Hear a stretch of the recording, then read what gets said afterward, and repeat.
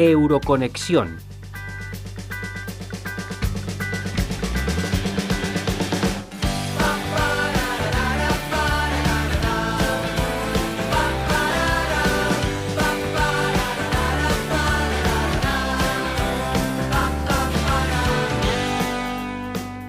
Desde que apareciese el COVID-19, los países de todo el mundo han adoptado medidas muy importantes para intentar frenar los contagios y ganar la batalla al virus.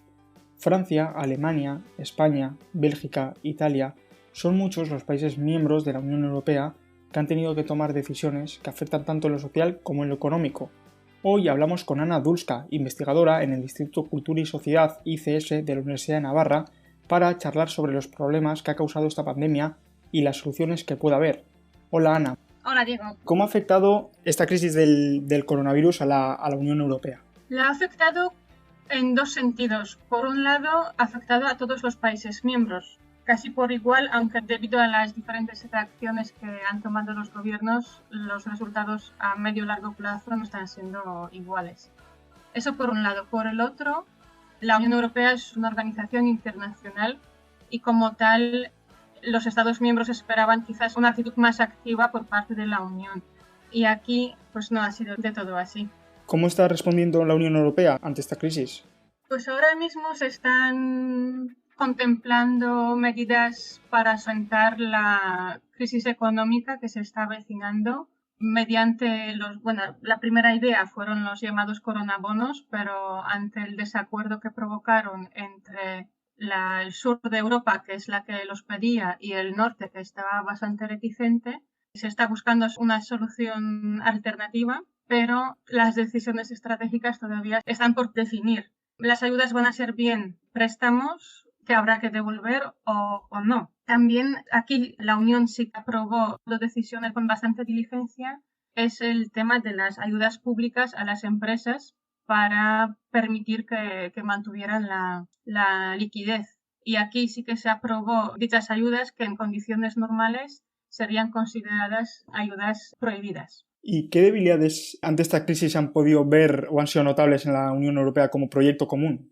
El proyecto común en sí, porque justo antes de la crisis, de la pandemia que azotó a Europa y a todo el mundo, la Unión Europea se encontraba en una encrucijada donde había que elegir un camino de dos, o bien una mayor federalización, es decir, cesión de competencias que pertenecen a los Estados miembros, Estados como entidades soberanas, cesión de esas competencias a la Unión, o bien una vuelta a la idea original de la Unión, que sería una unión de las naciones, de los Estados-naciones, con sus soberanías, pero buscando sinergias o efectos de escala que por separado son difícilmente alcanzables. Se formaron dos bloques dentro de la Unión, unos apoyando a una de estas visiones, otros a otra, y justo cuando tocó la pandemia había que girar el timón en una u otra dirección. ¿Y qué imagen, en tu opinión, está dando Europa frente al COVID-19? Diría que las primeras semanas o incluso los primeros meses de la pandemia, la postura de la Unión Europea suscitó bastante decepción en los Estados miembros. Sirva de ejemplo el caso de Italia, donde los italianos, sea su gobierno o los ciudadanos, esperaban apoyo por parte de las instituciones europeas y no fue así. Yo me acuerdo cuando a finales de marzo, la Comisión Europea lanzó en las redes sociales una campaña más bien de imagen que de otra cosa, donde se hacía hincapié en la solidaridad y las ayudas que unos estados prestaban a otros. Cuando se leía los comentarios de los italianos eran bastante duros hacia las instituciones europeas como tales. Ahora, en ese caso, yo creo que hay que repensar lo que es la Unión Europea, hay que repensar los mecanismos que tiene o detectar los que no tiene para diseñarlos y prevenir las futuras dificultades o crisis. En cuanto a las ayudas económicas que se están aprobando y que se van a aprobar en breve, esperemos, para los países más afectados, pues va a ser un ejercicio de la solidaridad de la que tanto se habla, pero no tantas veces se pone en práctica. Claro, has hablado ahora de la ayuda económica.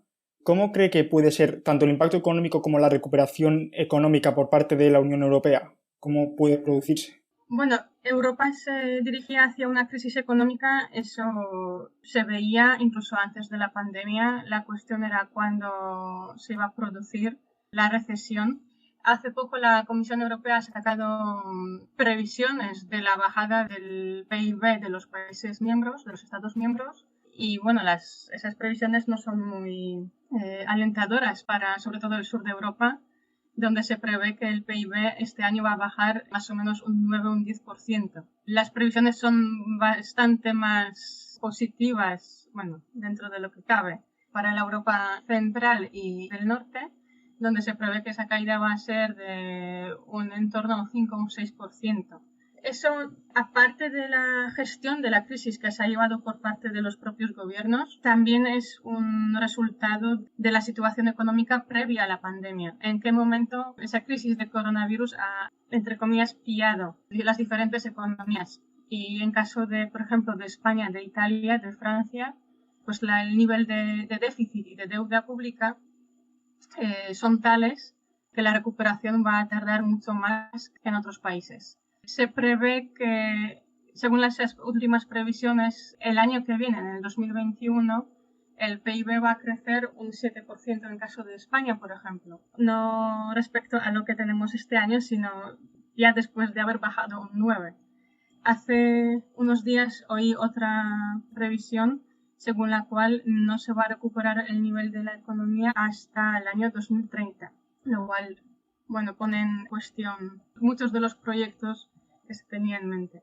Y para terminar, quería preguntarte qué retos tiene la Unión Europea de aquí a un medio largo plazo. Está muy en boga buscar cosas, los lados positivos de esta crisis, y en ese caso también es así, porque la Unión Europea tiene una oportunidad única para reexaminarse, para redefinirse, para diseñar, detectar todas las lagunas, todas las carencias que tiene como proyecto común y suplirlas, sanear ese proyecto.